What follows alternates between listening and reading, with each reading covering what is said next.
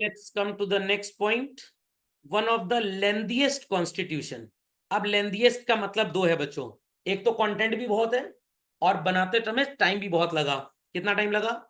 2 साल 11 महीने 17 दिन। सर कितने आवर्स बताया था ना? सवेरे काम धाम करते थे लोग, अपना लॉ मिनिस्टर थे, मिनिस्ट्री काम करते थे, शाम को कॉन्स्टिट्यूशन का हिसाब किताब ड्राफ्ट वगैरह देखते थे। टोटल 165 दिन लगे। सर 2 साल में कहा 165 दिन होते हैं? 2 साल में 165 दिन नहीं होते हैं। 11 सेशंस जो हुए उनमें 165 दिन लगे, जिसमें से 114 दिन सिर्फ ड्राफ्ट बनाया गया, सिर्फ ड्राफ्ट बनाया गया। खोपड़े में बात गई। तो दुर्गा दास बसु साहब ने जो अपनी पहली किताब लिखी उनमें इन 3 बातों का जिक्र किया। It is the lengthiest, most detailed and elaborate in the world so far. Sir दूसरे देशों का आज तक इससे बड़ा बना ही नहीं, हमारे वाला ही इतना ज्यादा था, हमारा ही लेके काम चला लेते हैं। समझ में आ गई बात? और अगर दूसरे देशों में कॉन्स्टिट्यूशन होता तो क्या लोग भाग भाग के हिंदुस्तान आते? बिल्कुल भी नहीं। 395 articles and how many schedules children? 12। और पहले कितने थे? 8। Got it clear? गवर्नमेंट की फंक्शनिंग कैसे होगी? ना सिर्फ सेंट्रल गवर्नमेंट के ऑर्गन्स बच्चों, बट स्टेट गवर्नमेंट के भी। सर मतलब legislature, executive and judiciary. Legislature में क्या आएगा भाई? लोकसभा एंड राज्यसभा। यहां पे आ जाएंगे हमारे प्रेसिडेंट साहब, vice president, prime minister and council of ministers. यहां पे आएगा बच्चों हाई कोर्ट और इसके ऊपर सुप्रीम कोर्ट। और स्टेट गवर्नमेंट के ऑर्गन्स में क्या क्या आएगा? Vidhan Sabha, Vidhan Parishad, followed by chief minister, MLA and MLC. खोपड़े में बात गई। और डिस्ट्रिक्ट कोर्ट। तो ये सब आ गए हमारे लेजिस्लेटिव में, ये आ गए एग्जीक्यूटिव में, और ये आ गए जुडिशरी में। ये भी सो कॉल्ड हमारे कॉन्स्टिट्यूशन में लिखा है। अभी तेलंगाना नया स्टेट बना, कुछ साल पहले छत्तीसगढ़ झारखंड बने थे, बिहार और यूपी को तोड़ के उत्तराखंड बना था। तो भाई अब वो काम कैसे करेंगे? तो सोचिए कितने जीनियस लोग थे, 1949 में ही लिख के चले गए कि कल को जब तुम अलग भी होगे, आपके दादाजी लिख के चले जाए विल में, अलग होंगे तो किसके पास कितनी प्रॉपर्टी रहेगी, कितना संरक्षण को मिलेगा। फ्रेमवर्क चिल्ड्रन, फंडामेंटल राइट्स हैं, फंडामेंटल ड्यूटीज हैं, एग्जीक्यूटिव की पावर्स, पार्लियामेंट की, जुडिशियल की ऑफिशियल लैंग्वेज क्या होगी? सर ऑफिशियल लैंग्वेज हिंदी होगी। सच्चाई बताऊं आपको, हमारे कॉन्स्टिट्यूशन में ऑफिशियल लैंग्वेज क्या होगी ये लिखा ही नहीं। It's a schedule, multiple languages को राइट दिया गया है, इसीलिए हम इसको सेक्युलर बोलते हैं। व्हाट?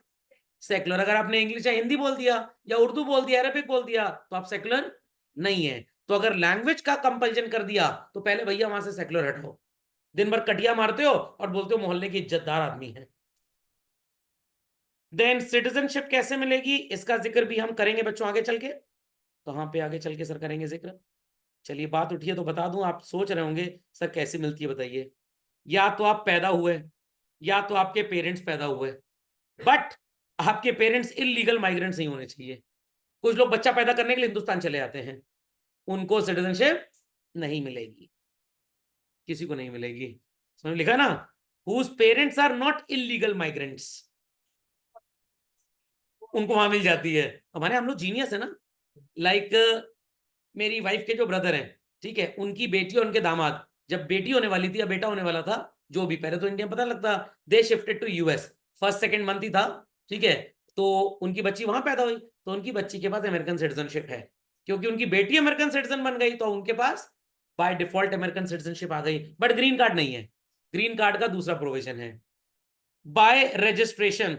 7 साल अगर आप टिक के बैठ गए, समझ में आ गया, तो आप यहां के सिटीजन बन जाते हैं, एक भी दिन बाहर जाना अलाउड नहीं है। अगर पेरेंट्स आपके इंडियन सिटीजन हो, सुनीता विलियम्स के केस में, तो भी आप इंडियन सिटीजन हैं। या आप 12 साल क्या रहे हो? Ordinary resident. ये सर कैसे होगा?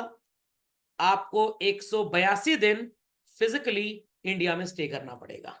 ये इनकम टैक्स का रूल है बच्चों। 1961 में कानून आया था इनकम टैक्स का, कानून पहले से था। इंडियन इनकम टैक्स 1961 माना जाता है, पहले ब्रिटिश वाला था। तो वहां पे लिखा है कि किसी भी इंसान को रेजिडेंट तब बोलेंगे जब वो 182 दिन फिजिकली यहां पड़ा रहे। Is that clear? कोई आज आया रात को 11:58 पे 12:02 इंडिया रहा, 180 दिन फिर रहा, आज का पूरा एक दिन मान लिया जाएगा, चाहे वो 2 ही मिनट क्यों ना रहा हो। 181 हो गया। 182 डे में वो 1 मिनट इंडिया रहा, बट उसको 182 डेज मान लिया जाएगा। तो 182 डेज लैंडिंग और टेकिंग ऑफ दोनों मिला के होता है। तो अगर 182 दिन बिल गेट्स साहब लगातार 12 साल हिंदुस्तान में रह लें तो उनको बोला जाएगा bye naturalisation he is a citizen. Difference है, अरे आपके सामने है भाई। 7 साल फिजिकली रहना है, यहां 12 साल रहना और हर साल 182 डेज और मोर। किसमें? इसमें बाहर नहीं जा सकते आप। हाँ सर, वो शिप के थ्रू चले जाएं, पानी के रास्ते के थ्रू, तब किसी को पता ही नहीं लगेगा। Is that clear? सर यहाँ कैसे पता लगेगा? अरे आपका इमिग्रेशन चेक होगा। ओके, बाकी मैं इसमें एक दो चीजें आपको और बताऊंगा, तो इसलिए टेंशन ना लें आप लोग। चलिए, कहाँ पे थे भाई हम लोग, कहाँ पे थे? हाँ, समझ में आ गया बच्चों?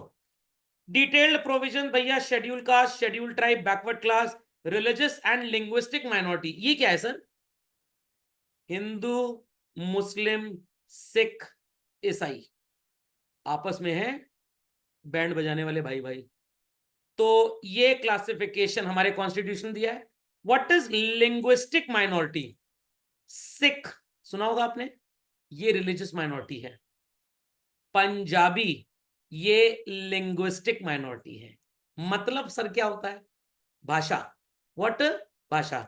Hindu could be a Punjabi, could be a Bengali, खोपड़े में बात गई, could be a Baniya, could be a Kayastha, could be a Sindhi, could be anybody.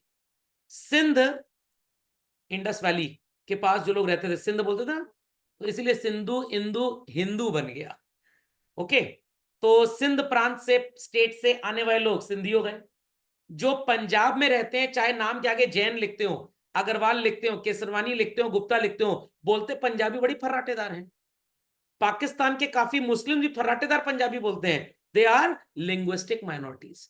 जैसे मेरा कास्ट पंजाबी है, इज दैट क्लियर? बट मैं सिख नहीं हूं।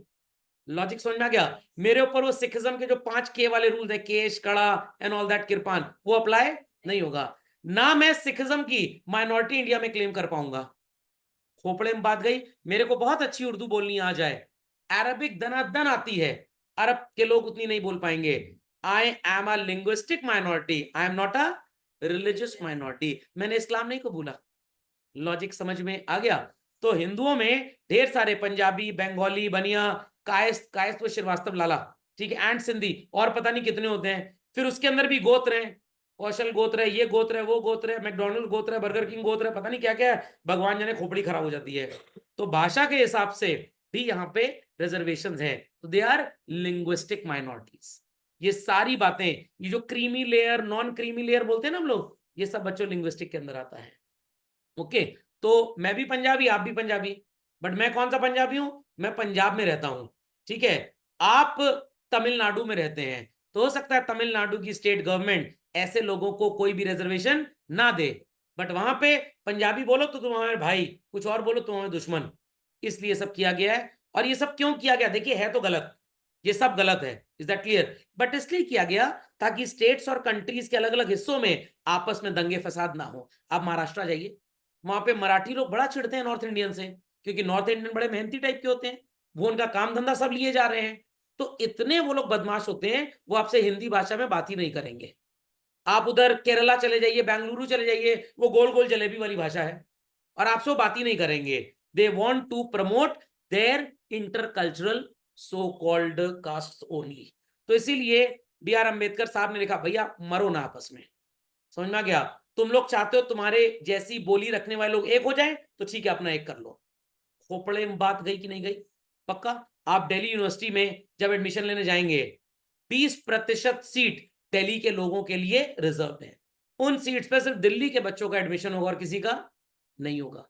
इवन देयर आर कॉलेजेस जो सिंधी बच्चों को एडमिशन देते हैं, 20% सीट्स सिंधियों के लिए रिजर्व्ड है। बेंगलुरु में कुछ लोग ऐसे हैं जो सिर्फ कन्नड़ लोगों को ही एडमिशन देंगे, भाई 30% कोटा कन्नड़ का है, क्राइस्ट कॉलेज वगैरह में सिर्फ कर्नाटका के लोगों को ही एडमिशन मिलेगा 30 सीट्स पे, बाकी 70 सीट पे ऑल इंडिया से कोई आ जाए। दीज आर, सर पता कैसे लगता है? आपका डेट ऑफ बर्थ का जो सर्टिफिकेट होगा उस पर प्लेस ऑफ बर्थ होती है, तो प्लेस ऑफ बर्थ प्रयागराज है तो यूपी के है ना। समझ में आ गया। तो बजट में ये सब चीजें, सॉरी बजट कह गया मैं, कॉन्स्टिट्यूशन में ये सब चीजें इसलिए लिखी जाती हैं ताकि आपस के लड़ाई दंगे ना हो। दूसरों के बीच में होंगे, आपस में तो नहीं होंगे ना।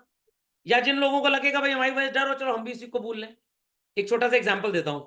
इंदिरा गांधी जी की शादी फिरोज खान से हुई थी, बट गांधी जी ने अपना टाइटल उसको दिया था ताकि लोग हिंदू मुस्लिम ना करने लग जाएं। तो that was a linguistic minority in that case. थे वो रिलीजियस माइनॉरिटी फिरोज खान जी। ओके, नहीं समझे।